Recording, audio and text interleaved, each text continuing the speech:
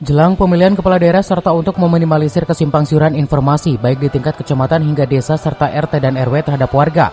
Rabu pagi 27 Ketua RT dan 7 Ketua RW sedesa Dramaga, Kecamatan Dramaga, Kabupaten Bogor, gelar bimbingan teknik di Gedung Serbaguna Desa Dramaga.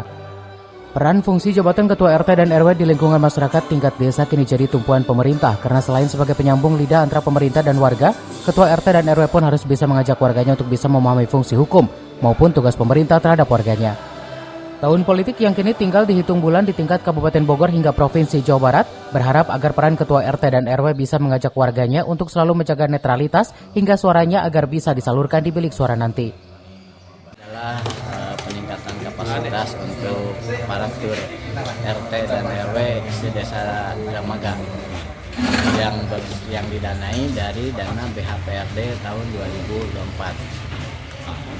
Pak, tadi Memberikan pesan kepada setiap kesempatan mengenai suksesnya pelaksanaan Pilkada serentak pemilihan Bupati dan Wakil Bupati Bogor serta pemilihan Gubernur dan Wakil Gubernur Jawa Barat agar partisipasi masyarakat bisa lebih meningkat dari pemilu Presiden dan Wakil Presiden tahun bulan Februari. Bimtek ini tiada lain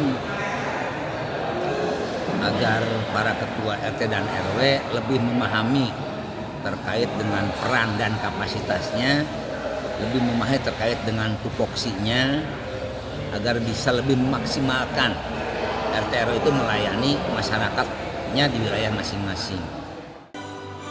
Kepanjang tanganan para Ketua RT dan RW baik tingkat desa hingga pemerintah Kabupaten Bogor yang sangat berperan penting untuk kemajuan bangsa kali ini terus digenjot agar para Ketua RT dan RW bisa memahami secara langsung, baik segi hukum dan yang lainnya, yang harus disampaikan ke wilayah masing-masing agar proses pemilihan kepala daerah hingga yang lainnya bisa sejalan sesuai keinginan pemerintah Kabupaten Bogor.